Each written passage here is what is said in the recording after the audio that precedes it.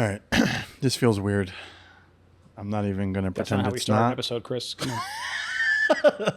No, This feels weird. Start it properly. Hey, everybody. No. What's going on, guys? Welcome to Long Ash Podcast. I'm Is that Chris. what I fucking sound like? No. I'm Chris, and we have a familiar face here. We do our yearly Halloween episode. We're not dressing up this year because my costume didn't come in time. This man is forever busy. But we are smoking the Tatuaje Monster Mummy Redux 5. This is my first time smoking this. It's pretty damn good. Thanks for having me on, Chris. I really appreciate it. I'm not. It's weird. It's like, do I treat you as a guest you or gotta. no? All right. You gotta. Yes. The very own Nick Libretti is here. Everyone say hello. It's been a while. It's been a very long time. Growing my hair out. I've gotten really into cars. Yeah. The movie. Are you building one still? Are you building? No, Cars the movie. Oh, the movie. Ka-chow. Ka-chow. The plan is to buy an old Honda Civic if my girlfriend will let me, and just build it and just figure out how to like build. Anthony swears we can take like an old Honda Civic and make it into and give it like 800 horsepower. And another one of your buddies is Mike, right? Yeah, He's yeah. a huge car guy. We want to do that dinner again this year. I'm down. We're gonna try. Okay. It's got to be on the Friday because on the Saturday she's taking me in the city for a whole thing. Nice. But yes, it's Halloween. Thank you for having me. And I actually have a horror movie gripe. Okay. And I just watched them this week, and I was going to talk to you about it this morning. I'm like, this would be great for the Halloween episode. All right, let's do it. So I watched both It movies. All right, so the one from the 90s and this one, or the current I've ones? watched that one, but I watched It and Chapter 2. Chapter 2. Okay. And I watched them. I watched one Sunday and watched one last night. Did you watch Welcome to Derry? I didn't. All right, I finished the movie either. later last night. All right. Stephen King must have just gotten the shit beat out of him as a kid.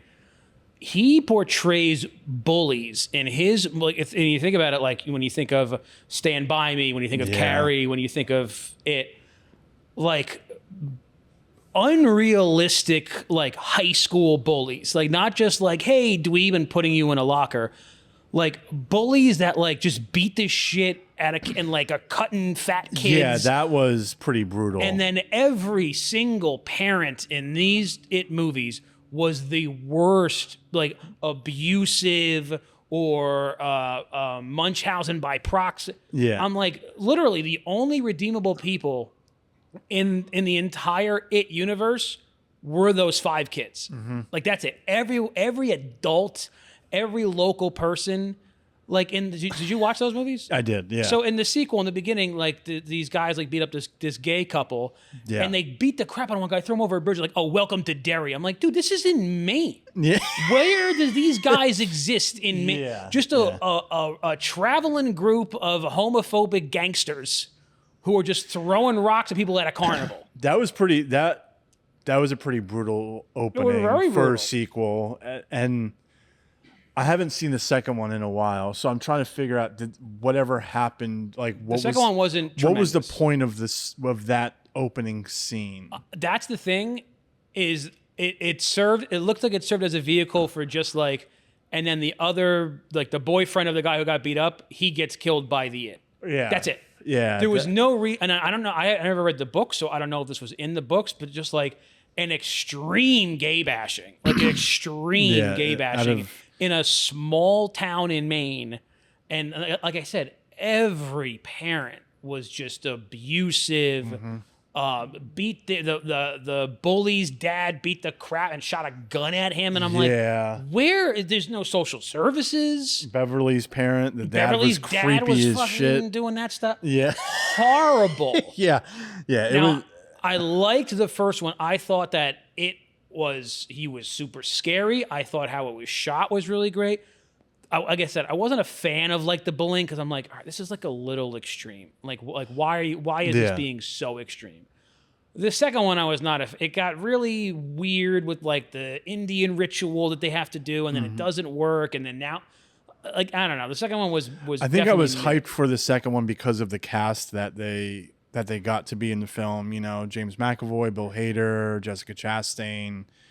The one guy, I forgot his name, but he was in The Wire.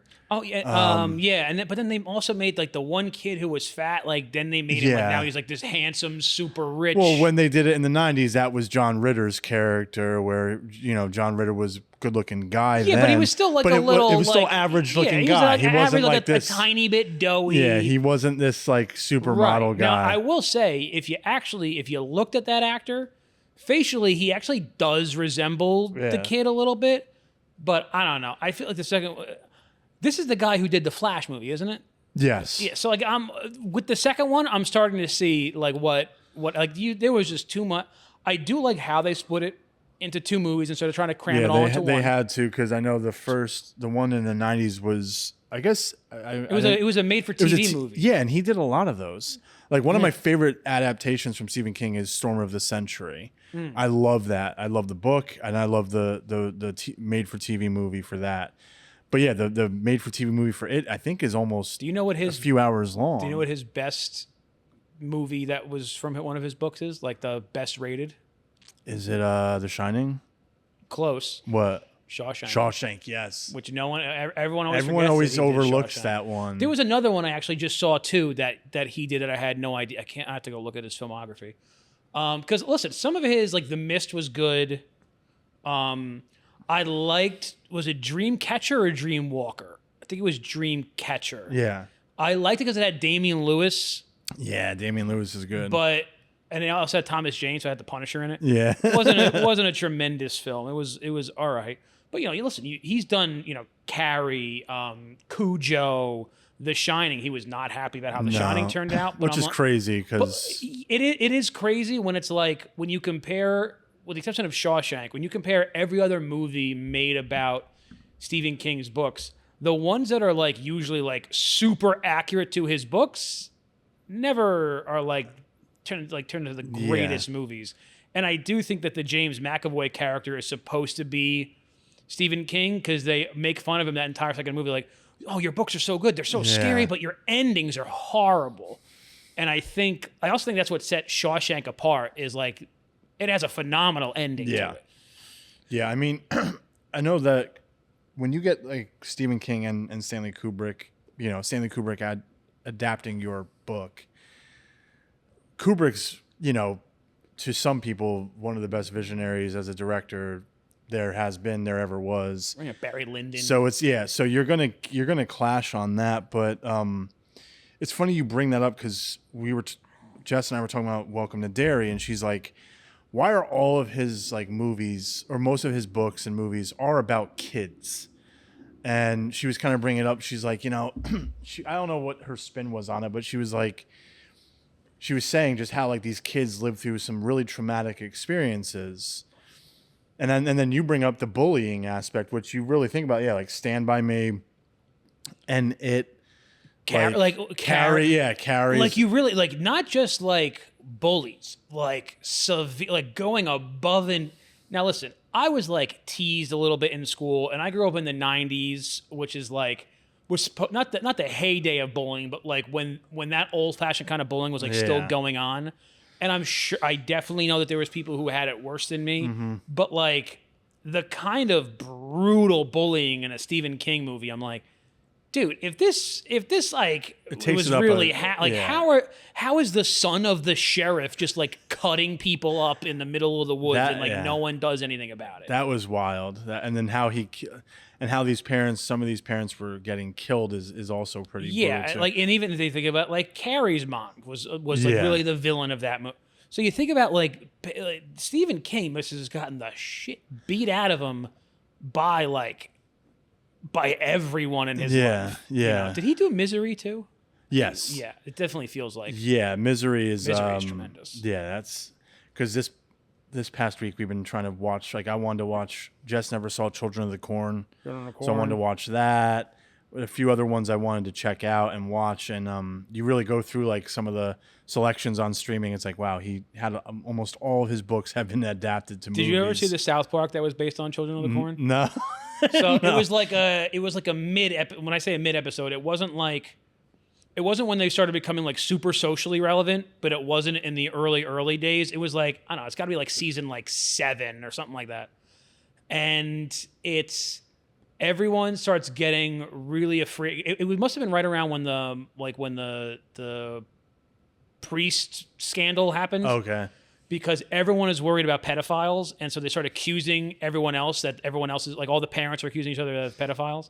So basically, all the kids call and say like that their parents are pedophiles, and then all the parents get locked up. So the kids are like running the town, and then this couple is like stops in the middle of South Park to get like gas, and they formed like 2 different gangs of kids, and like Cartman's obviously running one, and then Stan and Kyle are running the other one.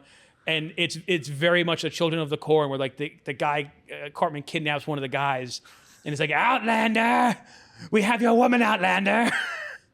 So that gave me reference when I actually watched the movie. I'm like, "Oh, that's where this all came from." That's funny. No, I didn't. I would love to see that. Was that Linda Hamilton? Yep, that was Linda Hamilton. That was, I think, right around the same time Terminator was out. Like she must have filmed it before. Yeah.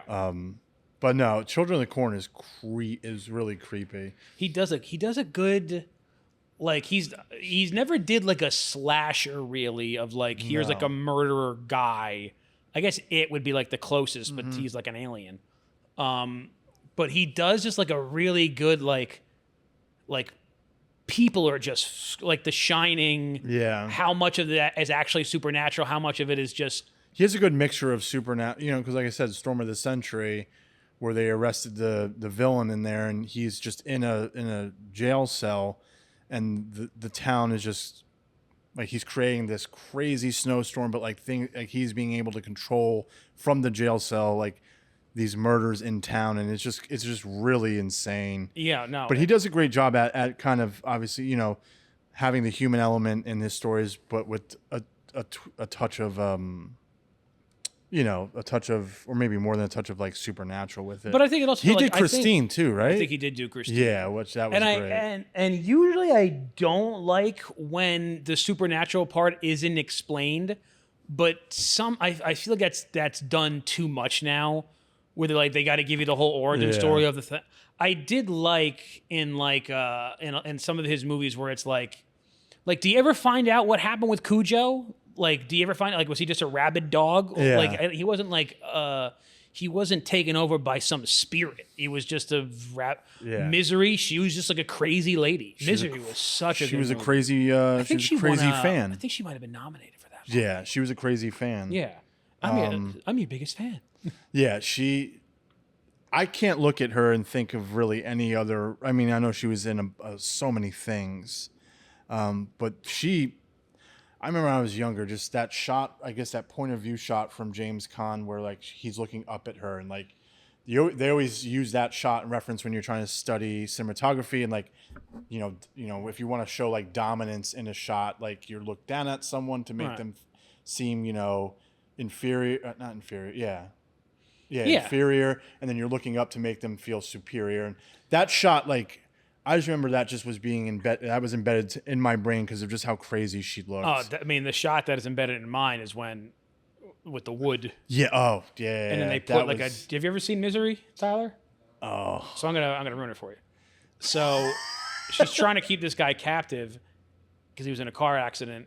And famous author. Yeah, he's like starting to heal up, but she doesn't want him to go. So she straps him to the bed. And she has his legs spread out, and she puts like a thick 2x4 in between his legs, like right here, and then takes a sledgehammer, and you see his foot just go, and it was like a gelatin foot, and just goes, just like that across the, kind of like Scattaboo's leg. Yeah, yeah, it did not look good. But no, and that was and that was like, there was like 3 people in that whole, it was like the sheriff, her, and him, and then like one guy in the beginning. And they're all like big name actors. The sheriff was a big name actor, I can't remember who it was too, but yeah. He was been in a bunch, I think he was the owner in the movie The Replacements. He was the older guy who was the owner. I believe that was the same actor. The guy from 12 Angry Men? Yes. Yeah. Oh, I'm pretty sure it was him. But yeah, it was. I forgot who directed Misery. It was three. 3 actors, maybe 4, and it was. There was like some ancillary like lady at shop or whatever. Yeah. But in reality, it was these 2, and then the sheriff who shows up. But don't forget, Stephen King also has some like what was the one?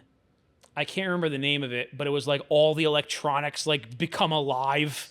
Maximum Overdrive, like the ATM starts attacking people and like lawnmowers or shit. Like it's like he had some silly ones. He definitely did. I actually liked his early. He had some anthology movies like Creepshow and Creepshow 2. Yeah, that was like 4 or 5 vignettes, and there's actually one. It stars what's his name? It's not. Is it Bill Kennedy? The guy who played Leslie Nielsen's partner in all the Naked Gun movies. Okay. He was also in in Cool Hand Luke. Like he's a super famous actor. Yeah. But him and his wife, like an older couple that like ran this little like general store in, I don't know, Arizona, some kind of southwestern state. And there's a cigar store Indian outside that he like maintains or whatever. And then of course ruffians come to town, like a gang. There's always a gang. And they rob the store and they kill him. Like kill this old couple just because they were there as they were robbing the store. And the cigar store Indian like comes to life and like seeks revenge on them and like butchers these guys. So he has like these cool like vignette ones. But in terms of like horror authors, I mean, it's really him. Yeah, he kind of just stands alone. R.L. Stein. Yeah. But like he was kind of, you know. For kids, right? Yeah, more Goosebumps. I mean, listen, those stories, you know, that's what I just watched the Goosebumps movie, the Jack Black one. How was it? It was not tremendous. Yeah. Is it for kids? Like it's for kids, but it's also like it's so overstuffed that like listen, not everyone read all of the Goosebumps books, but everyone read like at least a couple. Yeah. What they should have done is they should have focused it on like 1 or 2 characters at first, and then for a sequel done more. No, they had literally like every obscure character like came out. But I listen, I was more of a fan of Are You Afraid of the Dark? Are You Afraid of the Dark was legitimately That's creepy. Streaming somewhere, like all 5 seasons. And I do remember when I was younger, them being on back-to-back after school. And I remember my mom was like, you can go in the living room and watch them, and then your sister's going to have to go like play in another room because she just didn't want my sister to watch them, although we're 2 years apart. But Are You Afraid of the Dark really like that was scarier than Goosebumps. There was some Goosebump episodes, like the Mask episode, the Haunted Mask episode. That one was really creepy. On VHS, I remember this is the only one I watched multiple times, but Stay Out of the Basement. Yep. With the plant. Mm-hmm. That one was creepy. But I'm trying to think of like big horror authors. I mean, there's big horror directors, obviously.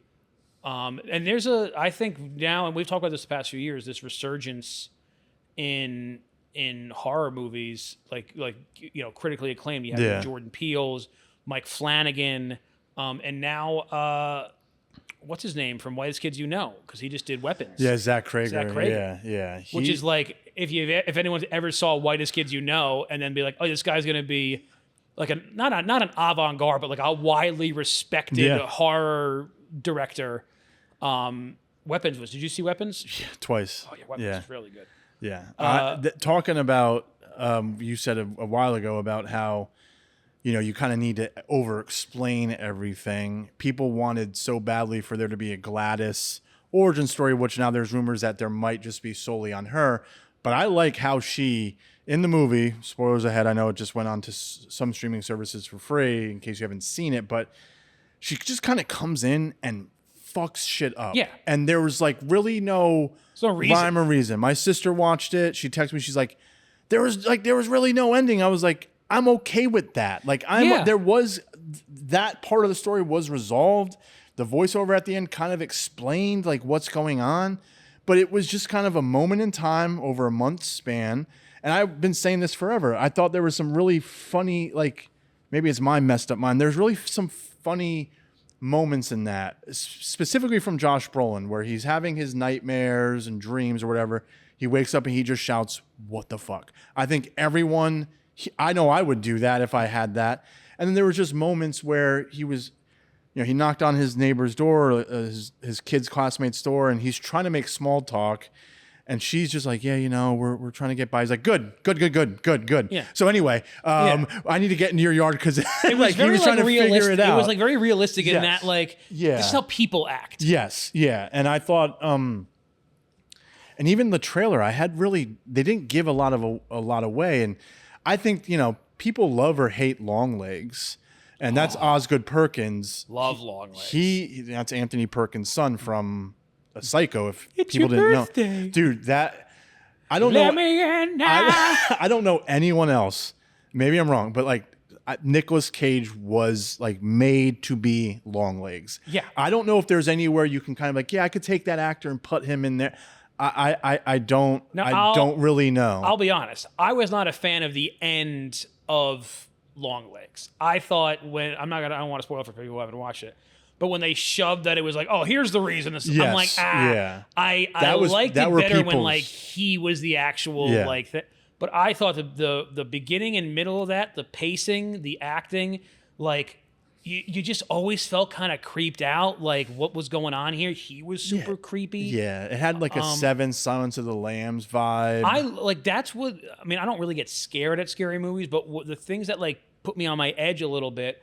It doesn't even need to be a scary scene. So like in Weapons, when she's at the bar and her ex-boyfriend, the cop, shows up, that interaction of like an ex and like the guy and they still like I've had that interaction so many times that like that was like so awkward, realistic and like I felt the awkwardness of it.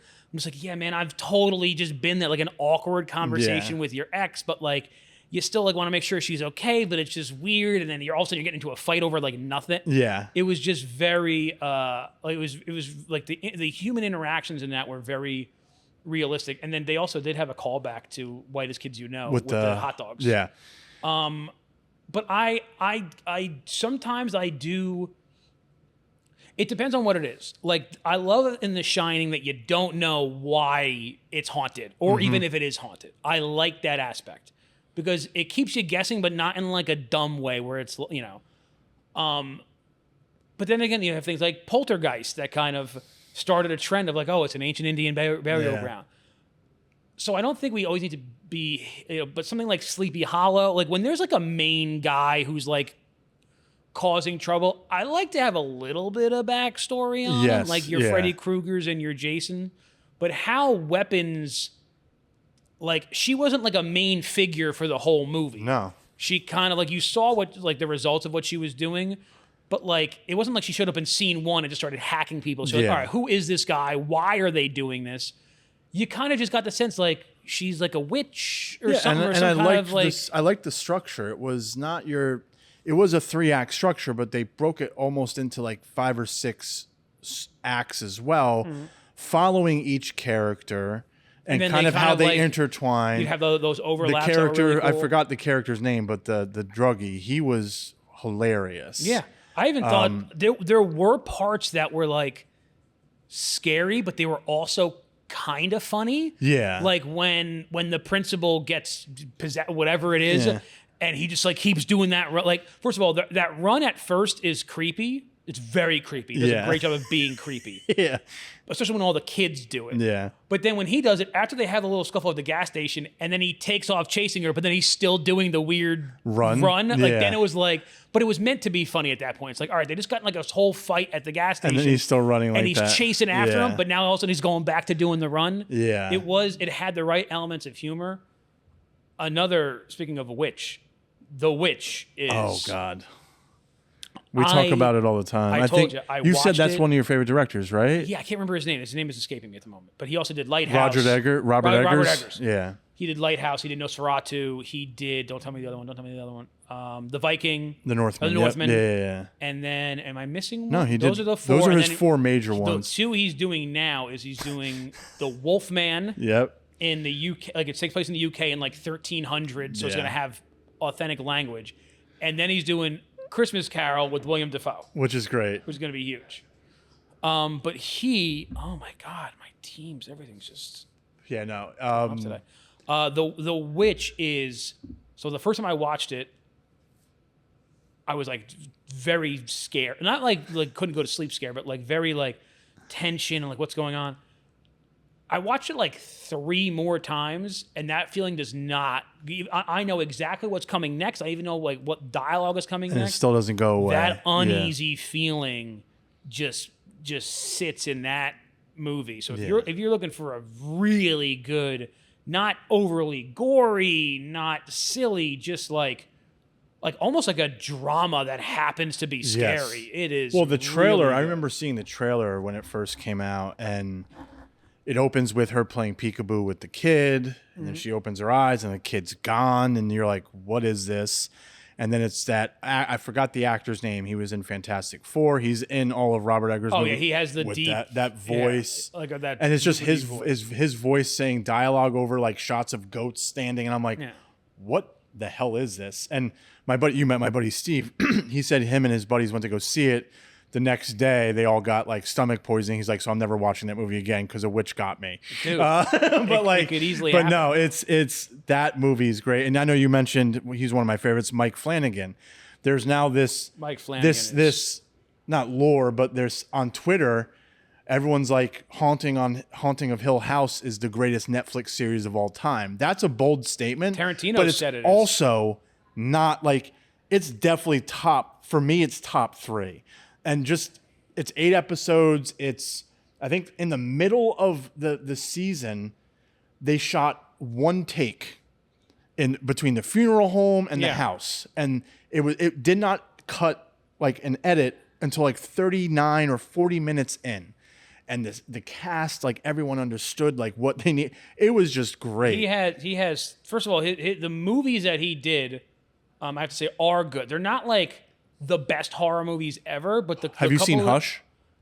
That's when she's deaf. She's deaf. Yes, and it's like 85 minutes. It is like tight. It's tight movie. It's not. I like that one a lot. Yeah. I like the one something game. Yes, Dr. Sleep. There's the one that he did with Gina.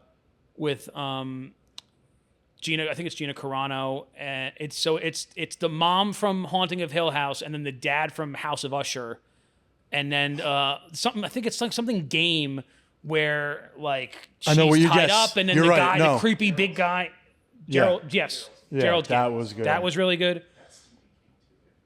Was it? Really? Might have been. Yeah, because he did like, dude. I think his first big movie was like Ouija 2. Like they kind of just gave it to him, but then he, like obviously Ouija 1 was like a terrible like throwaway movie, but like Ouija 2 actually like was something. And so he did like a lot of adaptations, but he's done I think he's done 5 shows for Netflix. 3 of them are some of the best shows ever. Haunting of Hill House, The Fall of the House of Usher, and Midnight Mass. Midnight Mass, yeah. Were all tremendous. It's tough to rank those. Now, he just did do like a not scary movie also based on Stephen King with Tom Hiddleston. Yeah, I didn't see that one. No. It got a good review, but like I don't know what kind of movie it is. Like, is it a drama? Like, I don't know what it's supposed to be. He just wrapped up I think they're remaking Carrie. He just wrapped that up. Yeah, is it a movie or is it a show? I don't know. I'm assuming it's going to be a TV show. And then he is, I don't know if it's confirmed, but he was attached to doing the remake of The Exorcist. And I know what people feel like, oh, remakes. I guess I kind of toe on the line of, if they're going to remake a classic, you better get someone who kind of understands it. And I think Mike Flanagan completely understands that genre, like inside and out. And I don't know, if you're a horror movie fan, you look at like the last, let's just say 5 years, I think there have been some great movies that in 10 or 15 years, we're going to look back and be like, this was a great time. Like how we look back in the 80s. Yes. You know, where like all the, or late 70s, early 80s, you have a lot of different types of horror movies back then. Like I'm just finally getting into Dario Argento films. And some of them are like, they're weird. They're Argento's weird. But they're Suspiria? considered, yes, they're considered horror, but they are like very artsy, weird horror movies. Like the lighting is just always weird, but they're really, really like beautiful. I think every era has like their horror. I will tell you, and this might be sacrilege, the era that I wasn't very fond of was the 2000s and 2010s. I realize that some iconic movies have come out of there, but I don't think that they were like The Ring or even like Hostel, Saw. They were not. They were iconic for like those that eras, time, but I don't think that they could compare. I don't think anything out of the two, unless I'm missing one. I mean, I guess you have whatchamacallit. What was the one with the Blair Witch Project? But even that was that was late 90s. Yeah, that's where you're saying. I think late 90s.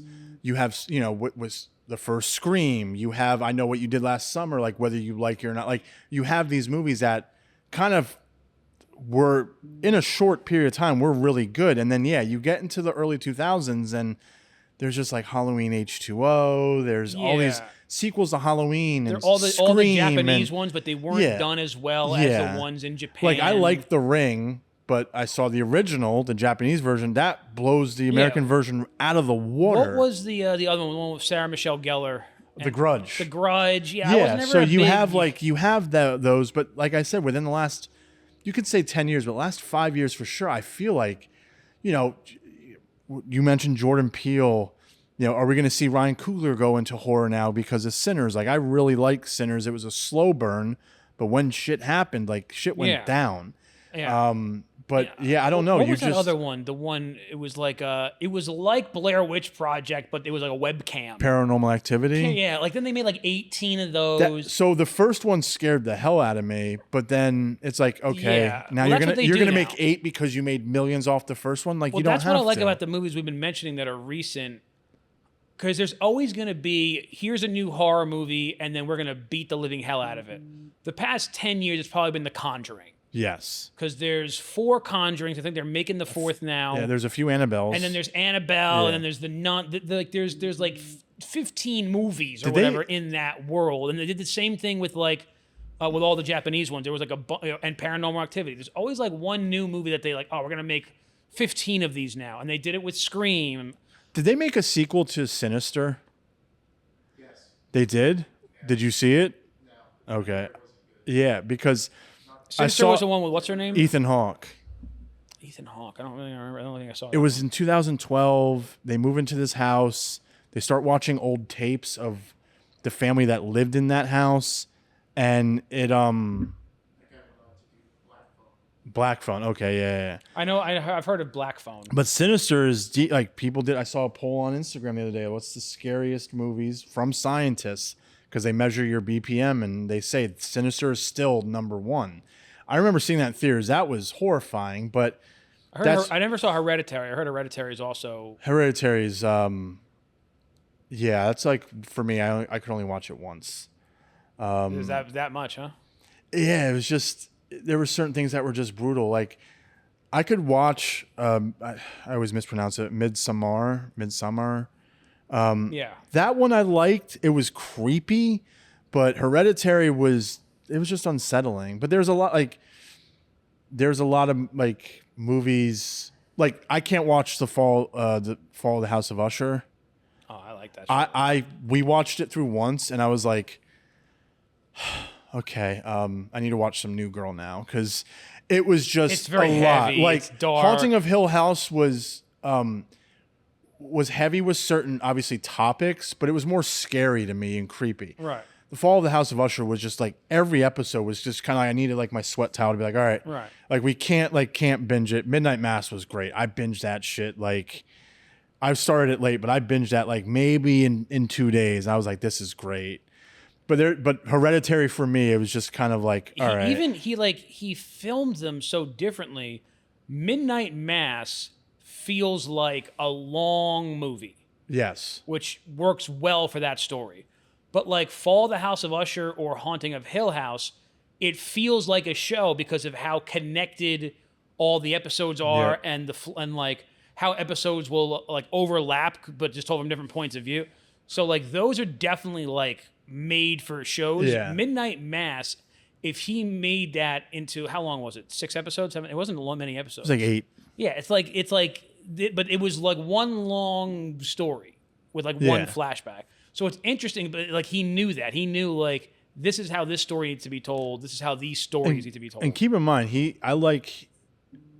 I feel like a lot of big name actors would want to work with him. And I'm not saying like Midnight Mass, the actor who played the priest, I only saw him on like I think a sitcom with Julia Louis-Dreyfus in the early 2000s. I was just going to say that. And then the lead actor, he was Sayerson in Friday Night Lights. So I think like he has his And then people. His wife is always in every The one only of thing his. else I know him from is for the House of Usher, where he played young yes, Roderick. yes. So he has his actor like Bruce Greenwood and Carly Gugino, like who was in the Gerald's Game or Gerard's Game. Like he has his actors he likes to work with, but he brings the best out in like everyone in his shows and movies. Like I didn't know too many actors in Haunting of Hill House, like when they were adults. I knew a few of the actors. But that one actress, Victoria Pedretti, I know she's in that show You. She's like big but now, she's yeah. huge now because of You, and she was great in that show. I think that the guy who played one of the twins, the guy twin, he was also in the Bly Manor. Yes, I think that they were trying to make him like a big thing, and it just didn't like because he was in Invisible Man. Yeah, he the should remake be, of Invisible Man. He was a good actor. Now I feel like he should be bigger than he is. Yes. And I thought that was going to be like a good. But Haunting of Bly Manor was only like. It was good. If Hill House didn't exist, I feel like it would have been a better show. Yeah, But it was just like it was coming off the tail end of that. Yeah, it was like you're gonna only compare it to one thing in the world, and it's the greatest show of that kind that's ever been made. But I still think it was good. But Carla Gugino was tremendous in Haunting of Hill House, and then I like how he'll shuffle people in and out of like, oh, you're just like a nice side character in this one, but then in this one you're like the main, like the nun from Midnight Mass just played the guy's ex-wife in Haunting of Hill House. Yeah. But then she played like the shitty sister in House of Usher. Like he's able to kind of put people in and out. Yeah, he has his people, and then Yeah. he like, and all these actors always want to act in different genres or different roles, and I think it's great to see that. But yeah, I don't know. I haven't seen this movie, Bring Her Back. Did you see it? Was that pretty brutal? Disturbing. Yeah, I heard that came out this year. I heard that's really. Who's that by? I don't even know who made it. Filippo brothers. They did Talk to Me. Oh, okay. They came from YouTube. Really, I didn't know that. What's the movie about again? Bring Her Back. I think it's an orphanage, right? The kids are at a foster mother, and she starts doing disturbing rituals, I believe, around the house. And then Talk to Me was pretty creepy too. Did anyone see the new Frankenstein? I heard it was It's out phenomenal. yet? It came out Guillermo del it came Toro? out in like September. I'm pissed. Wait, Guillermo del Toro's Frankenstein? With Jacob Elordi?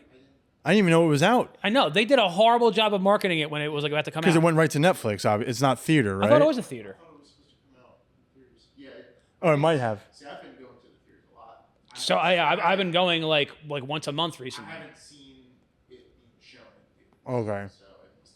No, but I'm excited for that one because you have the actress Mia Goth, who's always in weird stuff, Oscar Isaacs, Jacob Elordi as Frankenstein. The trailer looked amazing, and it's Guillermo del Toro. I think I don't know about you, Pan's Labyrinth kind of at the time was like, this is creepy. I love it. He's really good. He did the Pinocchio a few years ago, that animated Pinocchio. I like a lot of his movies, but I feel like he's like a very stylistic director. Yes. Where like I can tell, but if you have like one creature in your movie, I can tell you if it's from a Guillermo del Toro movie or not. Like the creatures in what was the one that he won the Oscar for? Not Shape of Pan's Water? Shape of Water. Yeah. Like the creature in Shape of Water looks just like the creatures from like Hellboy. Yeah. Like you can just tell like he has a very distinct look distinct of like style. of creatures. But Pan's Labyrinth, and then there was another one he did about like the Spanish Civil War. Maybe it was Pan's Labyrinth. What was Pan's Labyrinth? Yeah, No. I thought that's what. Di- So I'll it's pull it up. having the Frankenstein is having its limited theatrical release now. I guess it came out Yeah, 'cause October 17th. I But it looked doesn't come on Netflix until November 7th. I looked Okay. to go because my buddy Mike, it's his birthday on Friday, and we were gonna go. We like going to the movies, and so I was gonna. Oh, dude, let's go see the Frankenstein movie, and like it wasn't playing in the theater, and I'm So I like, dude, wondered- like, where is this movie? But why limited? I guess that's Netflix's deal. I guess Yeah. I don't know. I mean, they only play it in theaters so that they can be Not like up for nominations. so that they could be up for Oscars. It has to be released in the theater to be eligible for Oscars. If you want, I found the movie, The Devil's Backbone. It came out about 4 or 5 years before Pan's Labyrinth, and Pan's Labyrinth takes place in the mid to late 40s, which is like under the kind of fascist rule of Spain, but Devil's Backbone takes place like during the Spanish Civil War in the 30s. That's pretty okay. fucked up movie, but like in a good way. It was on every year I watch. It's the same fucking list, but it's Bravo's 100 greatest horror movie moments, and Devil's Backbone is. I gotta check that out. I've never even heard of it. Oh, dude! I mean, I just watched it on YouTube. Okay. So there's now like 3 lists. They did the 100 scariest movie moments, but that was in like 2005. Okay. So because I remember I would watch. Remember when they were doing like all the 90s? It was like best things of the 90s. What was those shows? They were like kind of panel shows. I love the 90s. I love the 90s. And like they had all those. So it was kind of like that. But they had like very big. Like they had like Courtney Cox and David Arquette.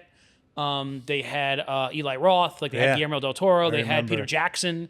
They had like a bunch of famous people. And then they did like a 30 scarier movie moments like a couple years later that had like this one had like Saw and stuff in it, and then a few years after that they did one more, but they're all on YouTube and I watch them I might watch them tonight. I do every Halloween. I rewatch it because it has like ones you never heard, like French movies from like the 20s that were super scary. But I love this.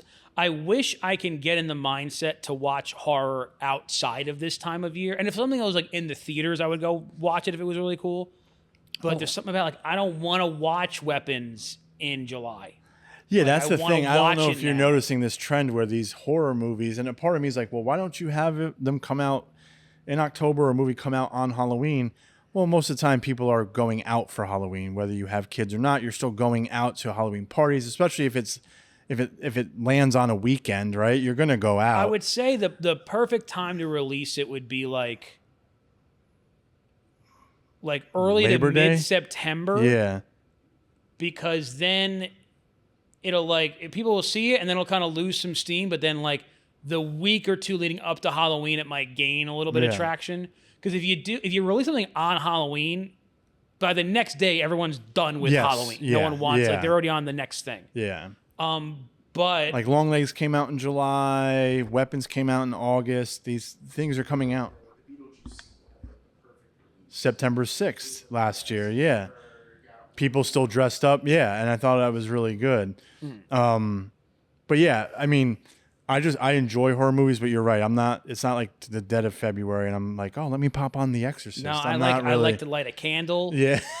Yeah. And now that like this, it was tough. Like I was already kind of getting into the mood in September, but it was tough because like I come home, I'd like make dinner, maybe I'll play my game for like an hour, and I'm like, oh, I'm gonna watch a horror movie, and it was still like super bright out. I'm like, this kills it. Now it's gonna like, especially when they do the time change. Yeah. It'll be perfect because I'm popping that movie on at 6 p.m. and it's like just dusk, and by the time the movie's over, it's night. It's the perfect. It is. It's the perfect thing. It's a little cool. You got a blanket on. Yeah. I did the past 2 nights. I did that when I watched it and I watched the sequel. Yeah. It was perfect. But speaking about the cigar, by the way, I didn't have a drink with me and I didn't even need one. Yeah, this is pretty. Usually I'm sipping water. Listen, Tatuaje, I'm a fan of all their cigars, but there's something about how he blends them. And the thing is I'm sure if he took this blend and made it into like a regular release, it would still be good. But there's something about it's like Michael Jordan in the big game, man. Yeah. When it's the finals, he's really showing up. I think he knows every year. Tremendous. I think he knows every year this is going to be a hot commodity, and the box looks beautiful too. Yeah. I really like it. I got to see. Yeah, this is. I was looking up a little bit before the episode. It's Churchill, and it's smoking really smoothly. It's a Nicaraguan Puro, and it's for me like with Nicaraguan Puros lately. I feel like there's a lot of spice on my palate. I'm like, ugh. It's like drinking. Not like I'm not disgusted, but it's like drinking, like a heavily IPA beer where it just overtakes. Yeah. But like you said, I haven't had to usually like sip on. I have a coffee or water. This is perfect. No, this is. And we're talking a lot, and I'm still able to really smoke. No, and it hasn't gone out. We've been able to like kind of smoke it in turn. And we've gone through a decent amount of it. It's a shame I have to put it out to go get lunch, but we're hungry. So, cigar. But we hope. I hope you have a good Halloween. Yeah. You're dressing up on Thursday? Yes. Don't tell me your costume. Okay, I want to yes. see. Is it Ghostbusters again? No, I don't. I try not to duplicate. It's not that, but for Halloween itself, Peyton wants to be Snow White, wants Oliver to be Dopey. I think he should be Sleepy. But she's like, yeah, Dad, you could be the magic mirror, and Mom, you could be the evil queen. And Mom's like, and Jess like, I'm not gonna be like. Jess was offended, but I think we're gonna try and do Snow White themed because she wanted to be Belle, then she wanted to be a witch. She's just been going through. Yeah. But Snow White, she did a trunk or treat a few weeks ago. Snow White, everyone loved her costume, so I think we're gonna do Snow White this You should year. just be the woodsman and just have like a hatchet and like a head. Yeah, I could Like, do no, that. I'm one of the characters, honey. I It's could fine. do. I could definitely do that. But I do know next year for sure Oliver's going to be Ace Ventura. I think. Yeah, he's got to be. I could be Ray Finkel or something. So. You got But to yeah, be no. careful with that one. Yeah, oh yeah, true. But are you doing anything like for Halloween? You going to No, like I said, it's my buddy's birthday. I got to Nice. figure out because my girlfriend's sister has like this big. Halloween she has 2 party? kids. So she has. It's like this become this like big neighborhood thing. And like I went to it last year and it is cool, but it's like me and then like a bunch of parents with their kids. And like the parents are also having fun, but like I just kind of feel out of place. Yeah. But it's Mike's birthday and I wanna see what he wants to do. So we might Nice. go do something. Hell yeah. So Awesome. but thanks for having me on, man. No I problem. appreciate Thanks it. for hopping on. I know you're Of course. busy as hell. No, it's all. I'll always got time for you. Appreciate you guys watching. We hope you have a safe and happy Halloween. Please make sure to comment, like, and subscribe. And until next time, Keep it lit. keep it lit. Ooh, that felt good.